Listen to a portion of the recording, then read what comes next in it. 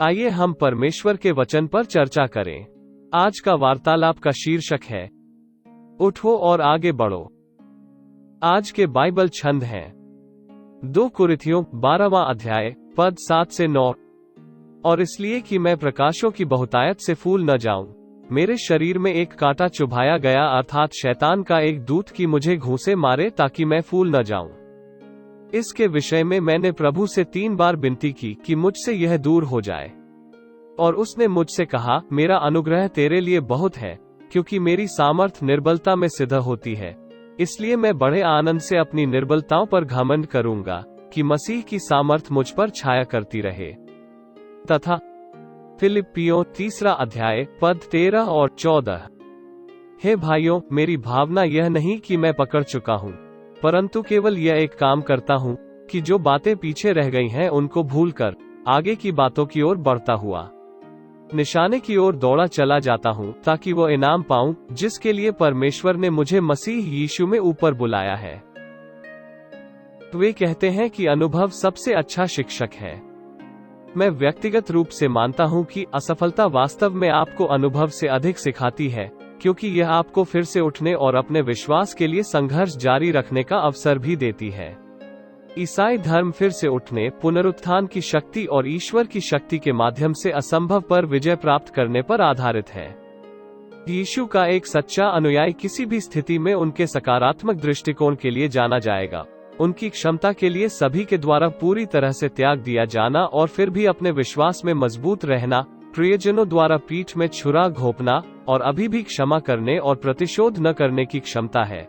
मूल रूप से एक सच्चे ईसाई अपने जीवन के लिए परमेश्वर की योजना के साथ आगे बढ़ना बंद नहीं करते हैं, चाहे संघर्ष, असफलता या चुनौतियां कुछ भी हों।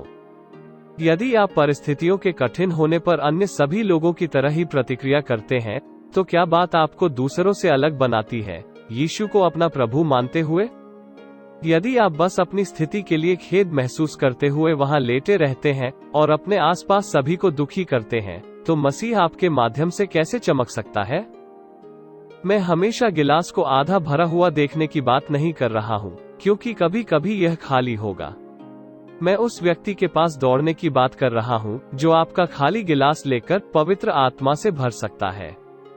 बॉब गैस कहते हैं, यदि आप परमेश्वर के लिए कुछ भी हासिल करने का इरादा रखते हैं, तो खमीर की तरह प्रतिकूल परिस्थितियों पर प्रतिक्रिया करना सीखें। जब गर्मी होती है तो यह बढ़ जाता है। परमेश्वर आपको असहज स्थानों में स्थापित करेंगे ताकि आप उठ सकें। हमारे सभी पर्वतीय अनुभवों की तुलना में बुरा समय अक्सर हमें मजबूत करने के लिए अधिक करता है। तो तुम फिर से गिर गए, फिर से उठो। अगर एक बच्चे को बिना गिरे चलना सीखना होता तो वो कभी नहीं चलता। यदि समाधान एक तरह से काम नहीं करते हैं तो दूसरे का प्रयास करें। आपको आश्चर्य होगा कि कितने लोग कभी लक्ष्य पर ध्यान केंद्रित नहीं करते हैं और चीजों को बेतरतीब ढंग से करते हैं। कुशल और साधारण के बीच का अंतर एक केंद्रित प्रयास है। पिछली विफलताओं को आपको नीचे लाने या लक्ष्य रखने से रोकने की अनुमति न दें। मसीह में अपने लक्ष्यों की ओर आगे बढ़ें। अपनी असफलताओं और कठिनाइयों को सफलता के पहाड़ की ओर कदम बढ़ने दें। आइए प्रार्थना करते हैं। प्रिय यीशु, आप दूल्हे, युग की चट्टान और तराइयों में का सोसन फूल हैं। हमारे सभी संघर्षों के बारे में जागरूक होने और जरूरत के समय में हमारी मदद करने के लिए धन्यवाद परमेश्वर। धन्यवाद कि आपका अनुग्रह हमारे लिए किसी भी विपत्ति का सामना करने के लिए पर्याप्त से अधिक है। गिरने के बाद हमेशा न उठने और अपने लिए खेद महसूस करने के लिए हमें क्षमा करें। हम चाहते हैं कि आप हमें आगे बढ़ने और हमारी स्थिति से ऊपर उठने के लिए मजबूत करेंगे। हम घोषणा करते हैं कि हम मसीह के द्वारा सब कुछ कर सकते हैं जो हमें सामर्थ देता है। जीवन में चुनौतियों के प्रति हमारे दृष्टिकोण को हमारे भीतर मसीह की शक्ति को प्रतिबिंबित करने दें। आज हमारे खाली जीवन को अपनी पवित्र आत्मा से भरें और इसे दूसरों के जीवन में बहने दें।